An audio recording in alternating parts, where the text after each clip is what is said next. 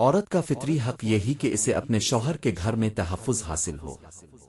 جب زندگی پروردگار کی امانت ہے تو کرنا بھی وہی چاہیے جو پروردگار کی مرضی ہو۔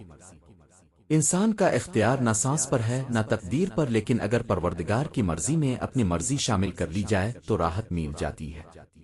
دعا یہ ہونی چاہیے کہ پروردگار اپنی رضا کو ہماری رضا بنا دے اور ہم سے وہ کام نہ کروائے جسے وہ ناپسند کرتا ہے۔ زندگی سے موت تک عمل کی کراہوں سے سابقہ پیش آتا ہے۔ جس راستے پر بھی جاؤ اس کی کچھ راحتیں ہوتی ہے یا کچھ تکلیفیں ہوتی ہے یا اس راہ پر چلنے کی کچھ قیمتیں ادا کرنی پڑتی ہے۔ تعلقات کو نبھانے کے لیے عہد و پیمان کی ضرورت نہیں ہوتی، ایک دوسرے کے ساتھ مخلص ہونا کافی ہوتا ہے۔ وہ تعلق چاہے دوستی کا ہو، محبت کا ہو یا احساس کا۔ اکثر جہاں عہد و پیمان زیادہ ہوتے ہیں وہیں رشتے جلدی زوال پذیر ہوتے ہیں۔ جن کو نبھانا ہوتا ہے وہ نہ تو بڑی بڑی قسمیں کھاتے ہیں اور نہ ہی ہر بات کو جتاتے ہیں، بلکہ خاموشی سے رشتے نبھاتے ہیں اور محسوس بھی نہیں ہونے دیتی کہ وہ خود کن حالات سے گزر رہے ہیں۔ اب جب ان کو پکارو گے وہ اب کے ساتھ اب کا سایہ بن کر موجود رہیں گے۔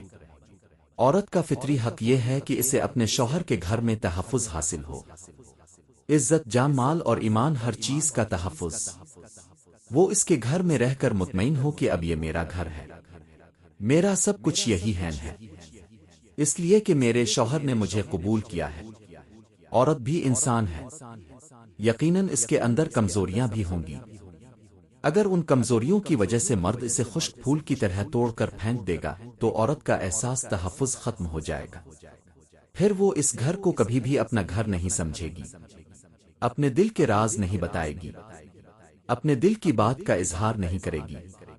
یہ اس کا حق ہے کہ اسے تحفظ ملے، اسے اس بات کا احساس دلایا جائے کہ یہاں اس کی اچھائیوں کی حوصلہ افزائی ہوگی اور اس کی کمزوریوں سے درگزر کیا جائے گا۔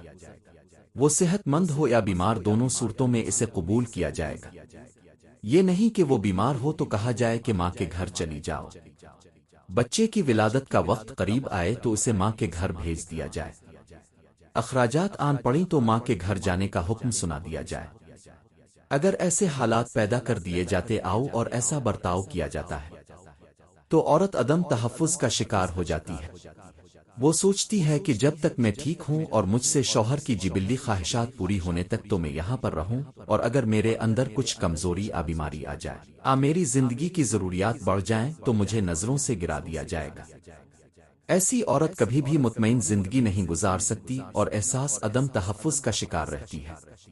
پھر ایسی عورت سے اچھے اور بہترین سلوک اور کام کی توقع نہیں رکھنی چاہیے۔ لہذا عورت کا حق یہ ہے کہ اسے شوہر کے گھر میں تحفظ ملے۔ اس بات کی فکر شوہر کو ہونی چاہیے، ساس بھی کرے اور سسر بھی کرے کہ جس بچی کو ہم لائے آؤ اسے ہم کو تحفظ بھی دینا ہے، اس لیے کہ کل ہماری بیٹی بھی تو کہیں جائے گی۔ اور اس سے بھی اہم بات یہ ہے کہ کسی کی بیٹی کے ساتھ زیادتی کر کے تم اس خدا سے کیسے بچ پاؤ گے جس نے انصاف کو اپنے اوپر لازم کر لیا ہے۔ عورت کیسی ہونی چاہیے ہر مرد بتا سکتا ہے، لیکن کیا مرد کو یہ جاننے کی ضرورت نہیں کہ خود اسے کیسا ہونا چاہیے؟ ایک اچھا مرد اور شوہر وہ ہے جو عورت کی بڑی سی بڑی خطا بھی معاف کر دیتا ہے، جو حکمران بن کر نہیں محافظ اور ساتھی بن کر رہتا ہے، جو روٹی کپڑا اور پناہ دے کر احسان نہیں جتلاتا بلکہ شکر گزار نظر آتا ہے، جو وحشت کے گھوڑے پر سوار ہو کر عورت کی انا کی دھجیاں نہیں اڑاتا، جو بن مانگے عورت کو محبت کے ساتھ عزت بھی دیتا ہے، جو اپنی انا کی تسکین کے لیے عورت کی عزت نفس کو کوچلتا نہیں ہی، اور جو اپنے گھرانے کی خدمت کو عورت کا فرض نہ سمجھتا ہو، جو عورت کے ہر غم دکھ درد میں شریک ہوتا ہو۔